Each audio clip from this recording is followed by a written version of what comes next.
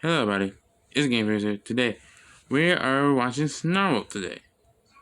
Why we're watching Snarled today? Because we're going to do all her urban legends.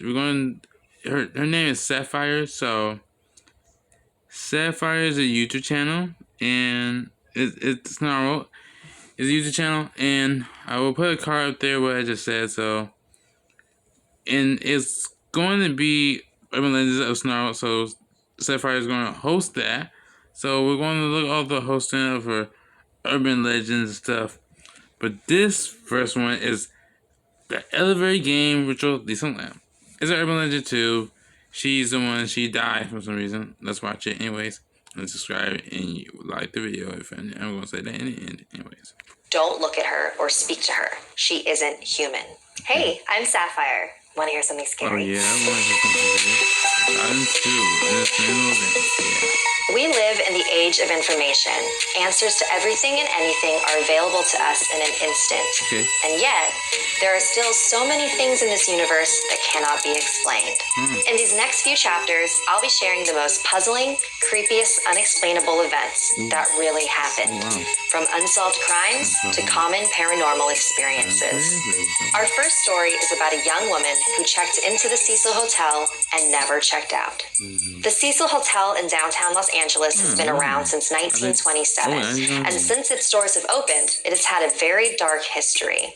At one point, it housed famed serial killer Richard Ramirez, who murdered his victims in his hotel room. There have also been numerous incidents of guests jumping out windows and other unsolved deaths, just like the one I'm about to tell you. In January of 2013, a young woman named Elisa Lamb flew to Los Angeles from Canada and checked into the Cecil Hotel. She was first placed in a hostel-style room, which she shared with another guest.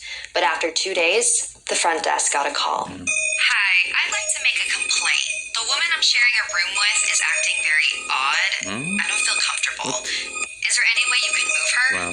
So Elisa was moved to a room of her own, and that was the last time anyone saw her. During her trip, she kept in frequent touch with her parents back home. But when they didn't hear from her when she was supposed to be leaving Los Angeles, they became worried and called the LAPD. Around the same time, the front desk kept getting more complaints. The water pressure in the shower is so low. The tap water is all black. So a hotel... No way. So the front desk gives them many calls of every call? So now one, they want to move her. Two, the barber's is low. And three, now the tap water is black now. This is too much. This is too much. Let's continue. Staff member went up on the roof to inspect the water tanks. He noticed that one of them was open. He looked inside, and that's when he found Elisa floating in the tank. To this day, nobody knows how she got in there undetected. Wow.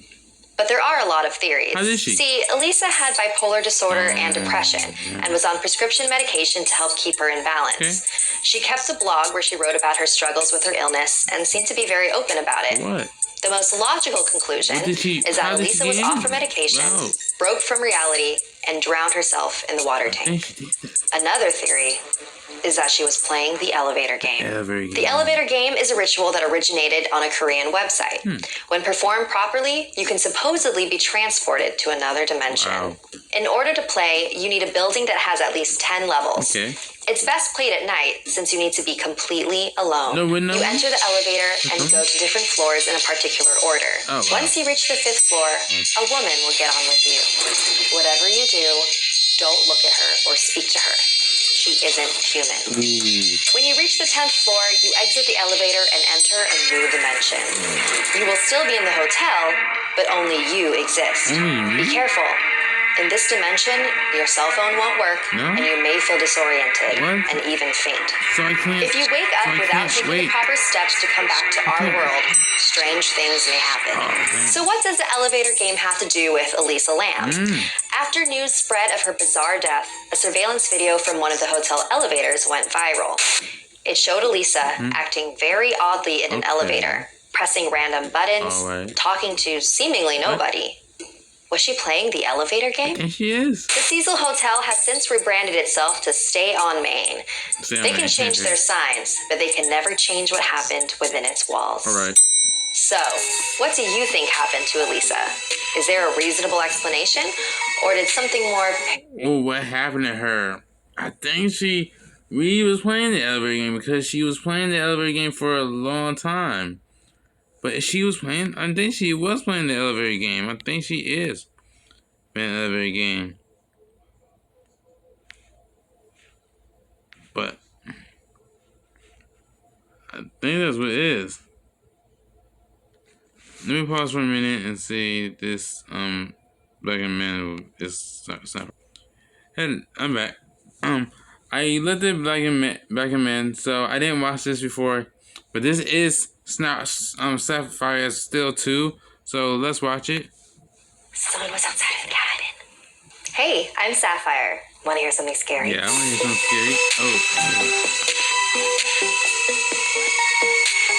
Chapter 6. Before we head into our next chapter, make sure you subscribe to Snarled and turn on the bell for notifications. And stick around after this episode for some exciting announcements. Our next story is a true close encounter of a strange kind from McCall in Montana, a friend of Megan's. Okay. It was the winter of 2013. McCall had just finished his first year of wildland firefighting, and to celebrate, he and his friend Kobe went to his cabin far off in the woods and mountains of Montana. McCall also bought himself a .44 Magnum revolver, which he brought along with him. McCall and Colby spent the day gathering wood, and once it got dark out, they burned the wood in the fire pit in front of the cabin. They were playing music through a Bluetooth speaker, sipping beers, and hanging out. That's part of it. About 5 minutes had passed when McCall heard a sound coming from behind the cabin. What? Oh. They both paused. It was probably just the wind or something. No. McCall threw another log onto the fire, and they continued talking. It's not. A few minutes later, they heard it again. Oh. It's coming. Did you hear that? Yeah. It's probably just some cattle or something. No, I think it's not cattle. Don't make noise like that. They tried to think of what could possibly be the source of this strange, almost rhythmic sound. True. It sounded like gunshots. Maybe it was the trees freezing? No. But it wasn't cold enough for that. The nearest neighbor wasn't for a few miles. Was someone messing with them? I think someone is. Who's there? McCall tried to sound as intimidating as possible, despite being scared shitless. If you don't stop, I'm gonna shoot. Don't try. They waited. Still going. McCall shot his gun at a nearby tree as a warning. When the ringing in their ears began to fade, they heard a low, deep, guttural growl. What is it? McCall knows what all the animals in Montana sound like.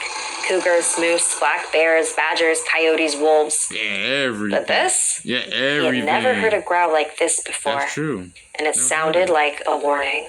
McCall and Colby ran inside the cabin, locked the doors, and closed the blinds. The following morning, they walked outside to where the sounds came from to see if they could find any tracks, something to give them an idea of what was there. But the fresh fallen layer of snow had covered any evidence. Damn.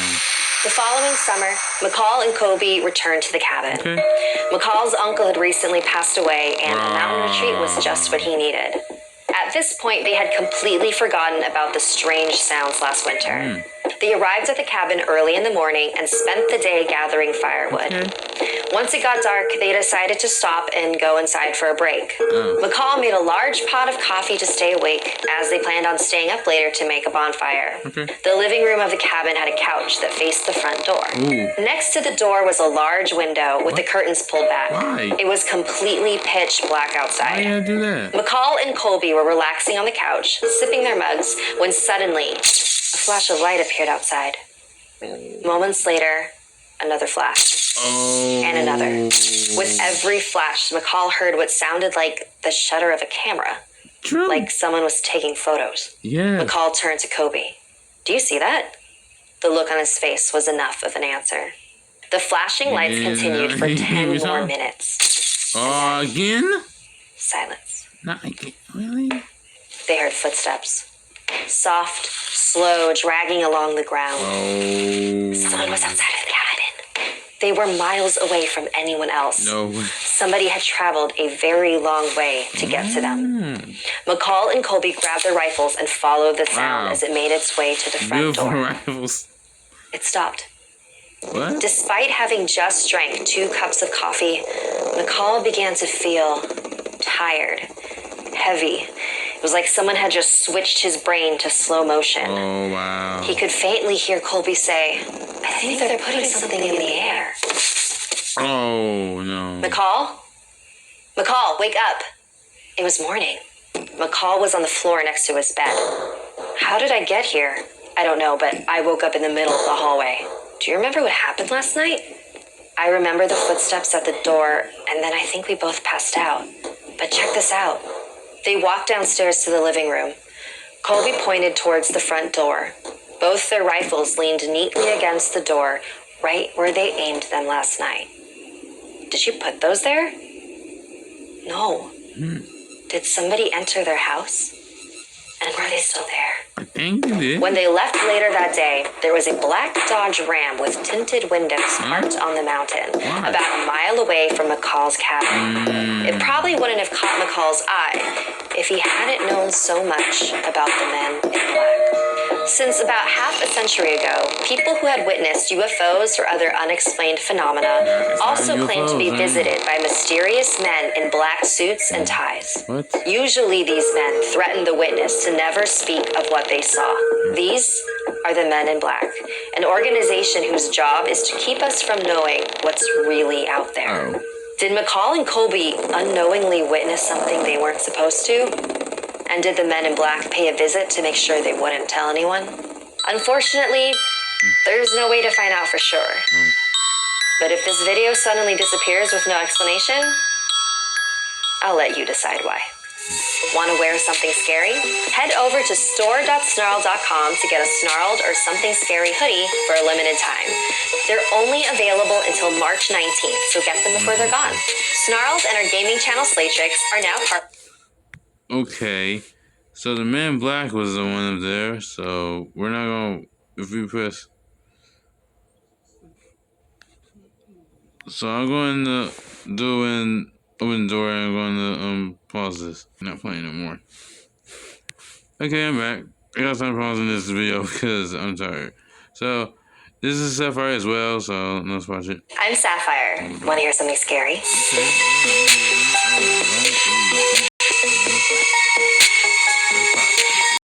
If I were you, I'd lock my doors before listening to our final chapter. This is the story of Donna, a young girl who was left home alone one night for a little too long. Okay.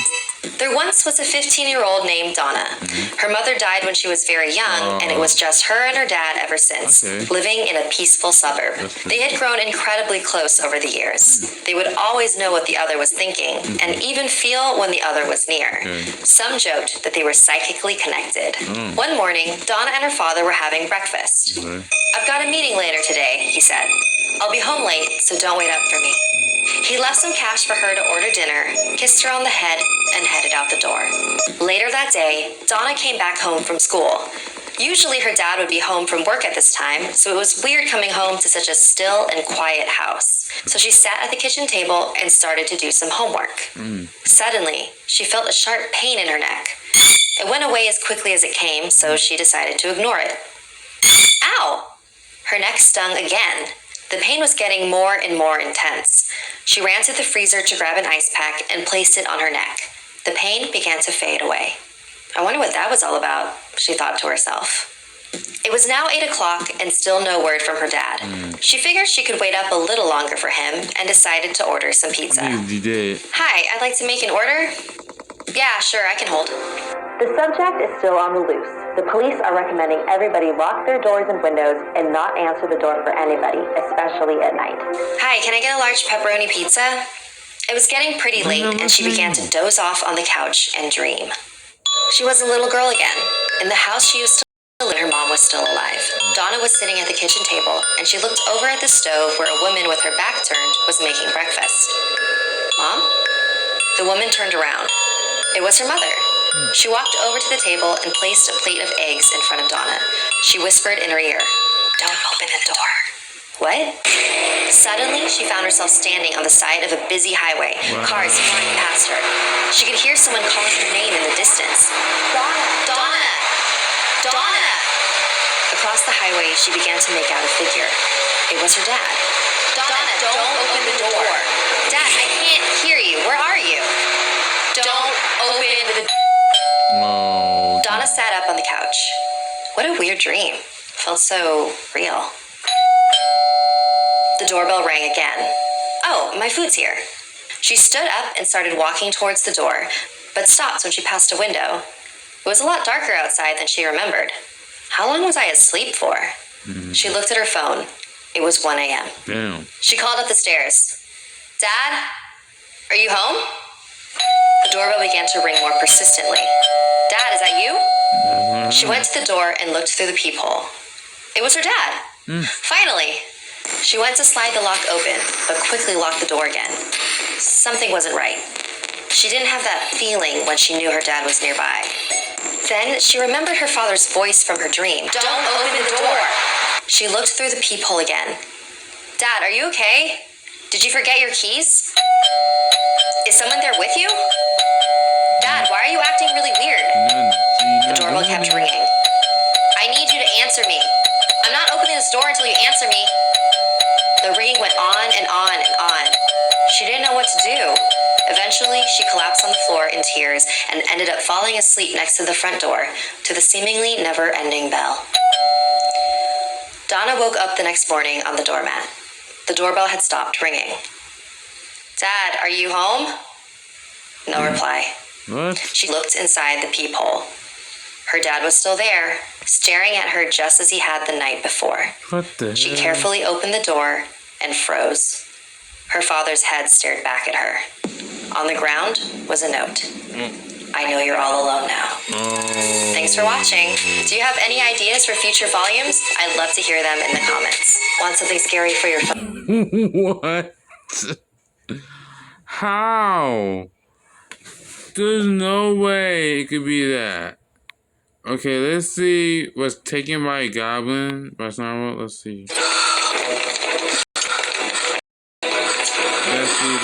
That's Sapphire as well. Hey, I'm Sapphire. yeah. Want to hear something scary? Yeah, let's hear some scary.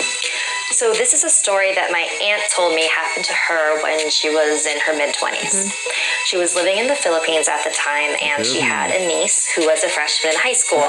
So one day, the high school called her and said, "You need to get over here right now. Your niece is acting really weird." What? And my aunt had no idea what they were talking about. And so when she got to the school, her niece was sitting on a chair, and she looked really out of it. And if anyone tried to touch her, she would violently hit their hand away and yell at them in a cold, deep voice that clearly wasn't hers.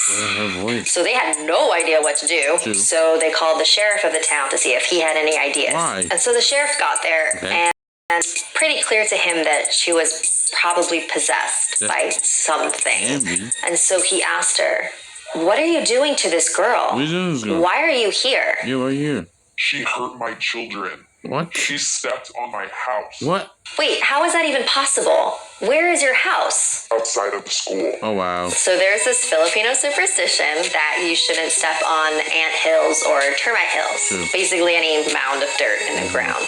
Because there's a creature that lives in them called the duende. The duende. Duendes are sort of similar to elves or goblins. And they're invisible to most people, but they do show themselves to children or some adults that they choose. They mostly just leave you alone, but if you mess with them, they can bring you a lot of bad luck and misfortune, and in the worst case, death. Damn. And right outside the school is filled with anthills. Damn. So unfortunately, my aunt's niece did not know about this rule. So the sheriff started pleading with this spirit inside the girl. She's just a kid. I'm sure it was just an accident.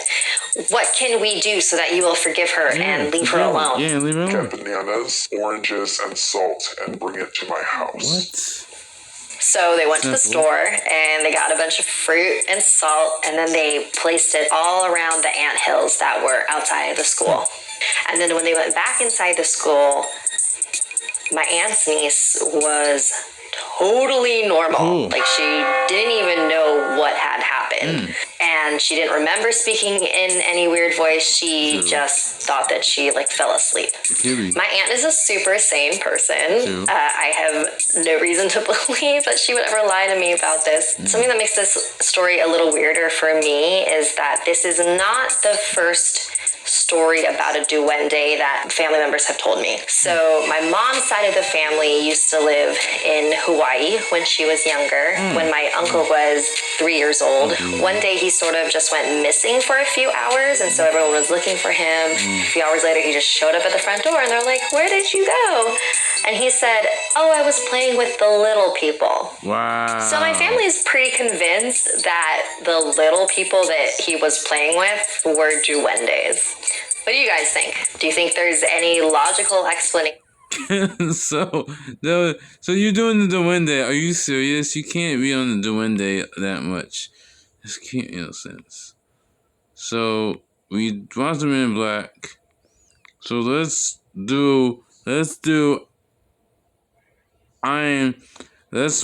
watch like 2 videos right now.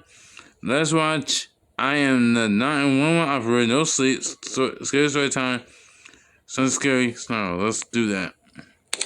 Get paid up to 2 days early with direct deposit. Install the Chime app today and get started. Hi, where can I get a cab? タクシーを得ることができますか？はい、そこにタクシー乗り場あります。 Hey Oddings, it's your Aute Sapphire. Before we start today's episode, I want to tell you about one of our sponsors this week. As most of us have found out the hard way, getting into debt is easy. Getting out is hard, especially if your FICO score isn't great. Thankfully, now there's Upstart.com, the revolutionary lending platform that knows you're more than just your credit score and offers smarter interest rates to help you pay off high-interest credit card debt. So how do they do it? They factor in your education and job history when you apply, and once your loan is approved, most people get their money the very next business day. When I was 18 and didn't know any better, I signed up for a crazy high amount of multiple student loans and racked up a lot of debt on multiple cards. If you're like me, you should probably check out See why Upstart is ranked #1 in their category with over 300 businesses on Trustpilot. And hurry to upstart.com/SS to find out how low your Upstart rate is. Checking your rate only takes a few minutes and won't affect your credit. That's upstart.com/SS. And now, back to the show. Hey, I'm Sapphire. I'm a 911 operator. The following story comes from the No Sleep subreddit, written by username Higgs Thunder. 911, what is your emergency? Yeah, hi. This is gonna sound kind of strange, but There's a man stumbling around in circles in my yard. Could you repeat that, sir? he looks sick or lost or drunk or something. I just woke up to get a glass of water and heard snow crunching around underneath my front window, so I peeked out. I'm looking at him now. He's about 10 yards away from my window. Something's not right. What is your address, sir? 1617 Quarry Lane in Pinella Pass. I'm gonna send a squad car your way, but that's quite a ways out. Are you alone in your house, sir? Yes, I'm alone. Can you confirm that all of your doors and windows are locked? Stay on the phone with me. I know that my front is definitely locked, but I'll go check my back door again really quick. I appreciate your help, by the way. I know this is kind of strange, but I really hope that... Sir, are you still there? He's still in the yard. But what the hell? He's upside down. Sir, stay on with me. What is happening? He's staring right at me. But he's standing on his hands now.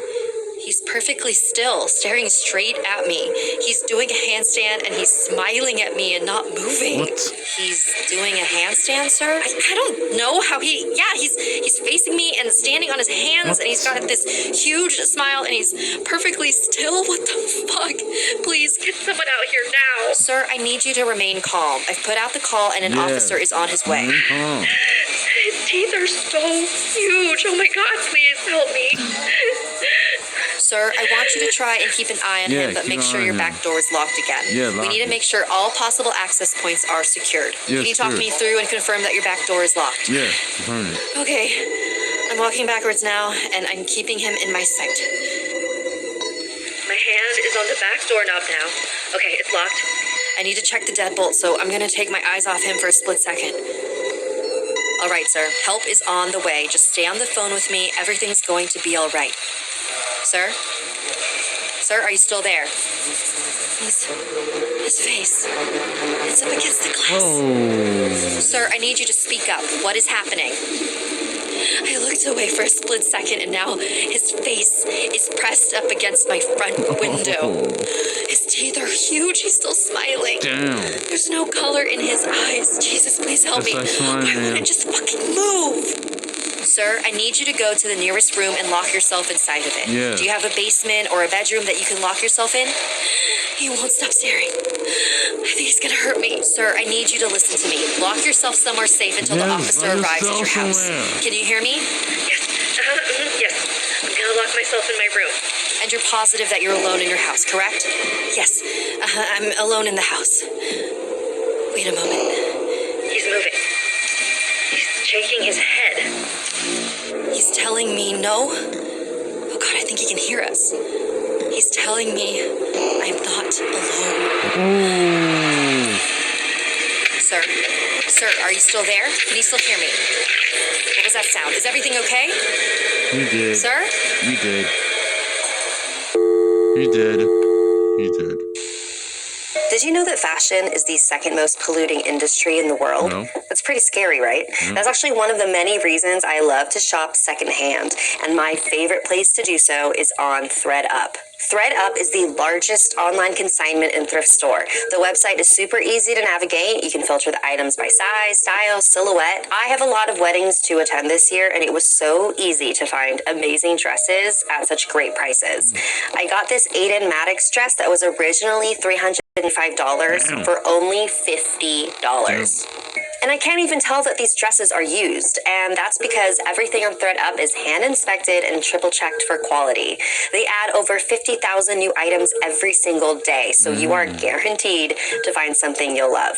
Get an extra 30% off your first order when you go to thredup.com/SS or click the link in the description below.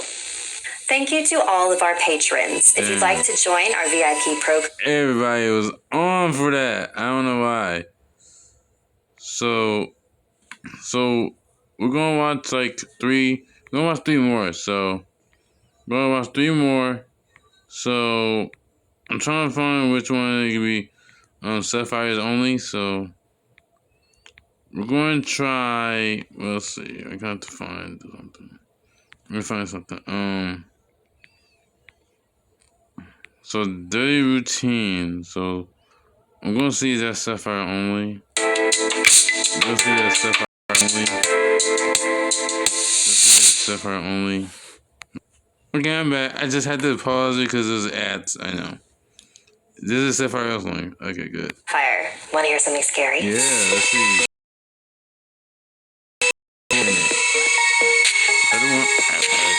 From cautionary tales about technology to creepy pastas that will keep you up at night, this next volume is all about the internet. For the next few chapters, I'll be sharing some of the eeriest stories that have emerged thanks to the World Wide Web. Okay. But don't worry your little heads. They're all fiction. Okay. They all claim to be fiction. True. Our first chapter comes from the No Sleep subreddit, written by username Scarjo. Scarjo. Have you ever forgotten your phone? Yeah. When did you realize you'd forgotten it? True. The realization probably didn't dawn on you spontaneously. More likely, you reached for your phone and were momentarily confused by it not being there. Then you did a mental restep of the morning's events. Shit. In my case, my phone's alarm woke me up as normal, but I realized the battery was lower than I expected. So I put it on the counter to charge it while I showered instead of into my bag like normal. It was a momentary slip from the routine, but that was all it took. Once in the shower, my brain got back into the routine it follows every morning, and that was it. Forgotten. This wasn't just me being clumsy, as I later researched. This is a recognized brain function. Your brain doesn't just work on one level, it works on many.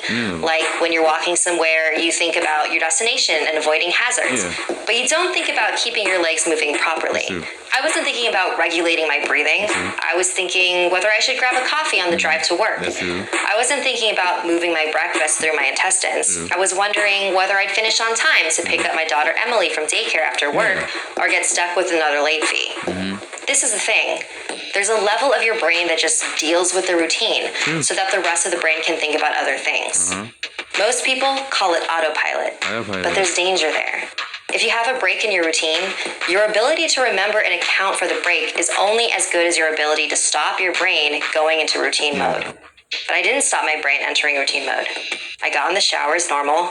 Routine started. Exception forgotten. Autopilot engaged. I showered, I shaved. The radio forecast amazing weather. I gave Emily her breakfast and loaded her into the car. She was so adorable that morning. She complained about the bad sun blinding her, saying it stopped her having a little sleep on the way to daycare. That was the routine. It didn't matter that my phone was on the counter, charging silently. My brain was in the routine, and in the routine, my phone was in my bag. This is why I forgot my phone. Not clumsiness, not negligence, nothing more than my brain entering routine mode and overriding the exception. Autopilot engaged. I left for work. It's a swelteringly hot day already. The bad sun had been burning since before my traitorously absent phone woke me. The steering wheel was burning hot to the touch when I sat down. I heard Emily shift over behind my driver's seat to get out of the glare. But I got to work, submitted the report, attended the morning meeting. It's not until I took a quick coffee break and reached for my phone that the illusion shattered. I did a mental restep. I remember the dying battery. I remember plugging it into the wall. I remember leaving it there. My phone was on the counter. Autopilot disengaged. Again, therein lies the danger. Until you have that moment, the moment you reach for your phone and shatter the illusion, that part of the brain is still in routine mode. The day continued to bake. The morning haze gave way to the relentless fever heat of the afternoon. People swapped coffees for iced smoothies, jackets discarded, sleeves rolled up, ties loosened, brows mopped. The park slowly filled with sunbathers and barbecues. Window frames threatened to warp. The thermometer continued to swell. Thank fuck the offices were air-conditioned. Still cursing myself for forgetting my phone, I drove home. The day's heat had baked the inside of the car, releasing a horrible smell from somewhere. When I arrived on the driveway, the stones crunching comfortingly under my tires, my wife greeted me at the door. Where's Emily? Fuck. As if the phone wasn't bad enough. After everything, I'd left Emily at the fucking daycare after all. I immediately sped back there and started practicing my excuses, wondering vainly if I could charm my way out of a late fee. I saw a piece of paper stuck to the door. Due to vandalism overnight, please use side door. Today only. Overnight? What? The door was fine this morning. I froze. My knees shook. Vandals. A change in the routine. My phone was on the counter. I hadn't been here this morning. My phone was on the counter. I'd driven past because I was drinking my coffee. I'd not dropped Emily off. My phone was on the counter. She'd moved her seat. I hadn't seen her in the mirror. My phone was on the counter. She'd fallen asleep out of the bad sun. She didn't speak when I drove past her daycare. My phone was on the counter. She changed her routine. My phone was on the counter. She changed her routine and I'd forgotten to drop her off. 9 hours. That car. That baking sun. No air. No water. No power. No help. That heat. A steering wheel too hot to touch. That smell. I walked to the car door. Numb. Shock. I opened the door. My phone was on the counter, and my daughter was dead. Autopilot disengaged. Want something scary for your walls? We have a limited edition poster available. Dang, there's no way. It's like he's going backwards. He's saying stuff in his head, in his brain. My brain don't do that, but in his brain, like it shatters him to know what happened. But that's crazy, though. That's very crazy. It was very easier. Okay, we're going to watch. We're going to watch. We're going to watch. No, we're going to watch. We're going to watch something. It's really we didn't. What nobody watched it before. So we're just going to look at. So we're going to watch the Cursed Pocket Watch. Snarled. So we're going to pause it because it's going to be... I'm back. I know this is always be a skipping thing because I know. But this video is called the Pocket Watch. We're going to watch like 2 more videos. And then because it's going to be more of it. So let's watch this. This is called the Cursed Pocket Watch. scary. Yeah, why is it serious? Oh,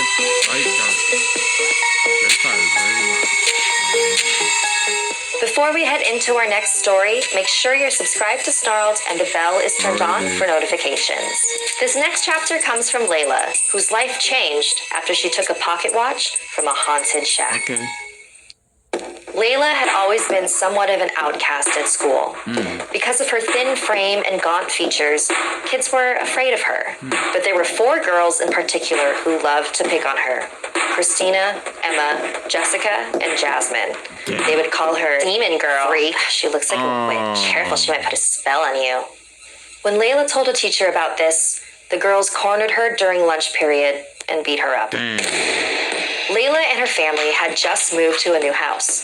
Unfortunately, it wasn't far enough for Layla to switch schools. But the move did excite her, because there was a creepy graveyard nearby, and rumor had it that there was a black wooden hut where a witch lived. Damn. So one night, she decided to visit the hut alone. Okay. Led by nothing more than the light from her cell phone, she walked down the rocky path in the graveyard and stood before the small, cobweb-covered hut.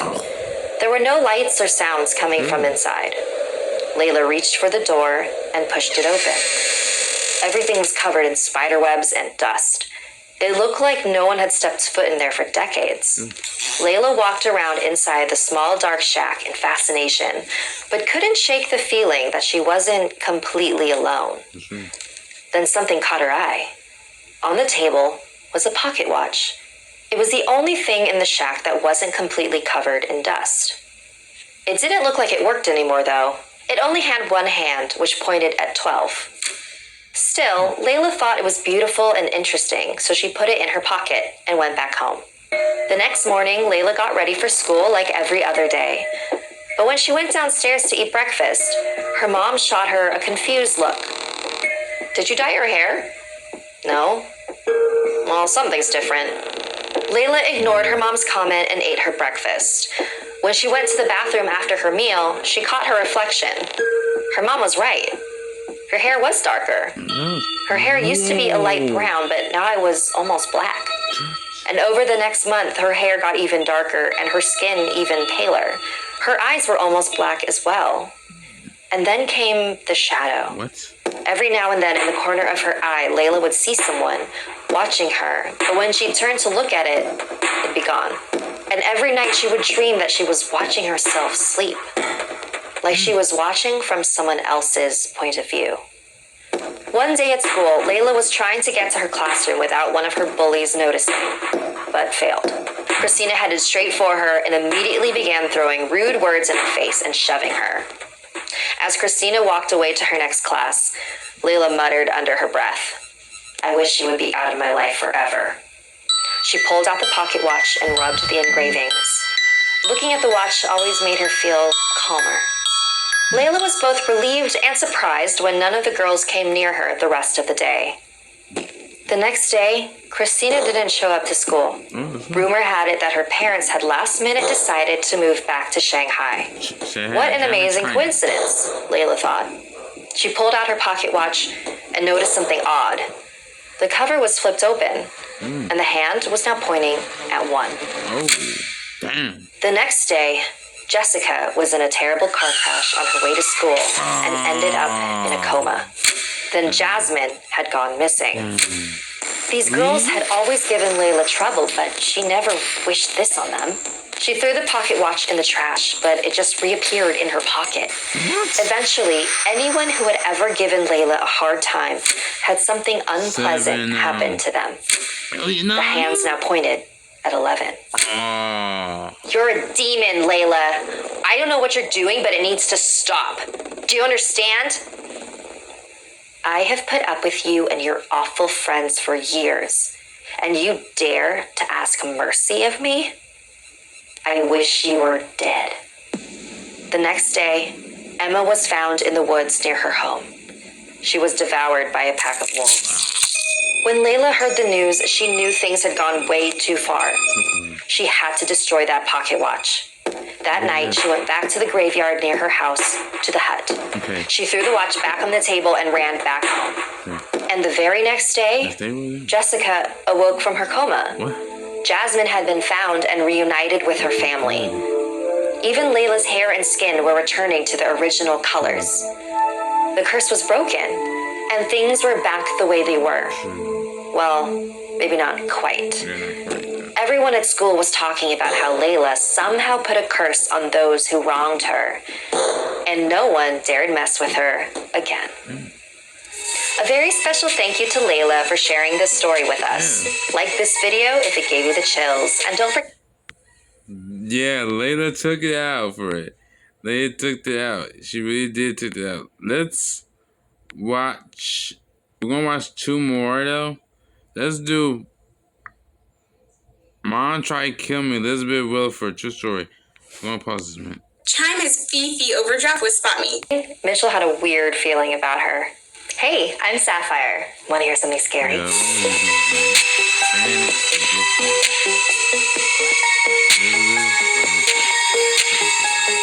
As we've learned from Rachel's Dark 5, some people can be real monsters.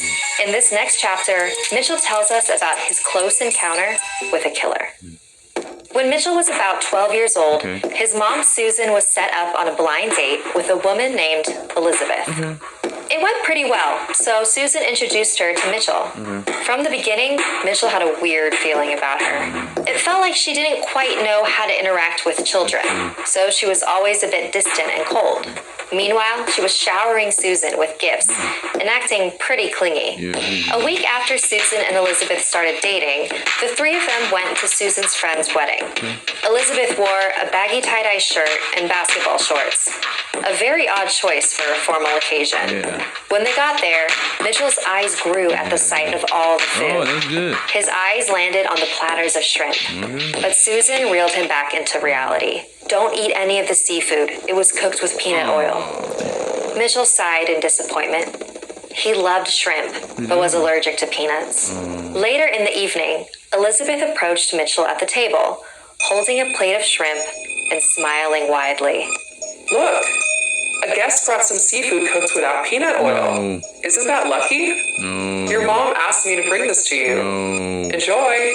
She placed the plate in front of Mitchell and walked away.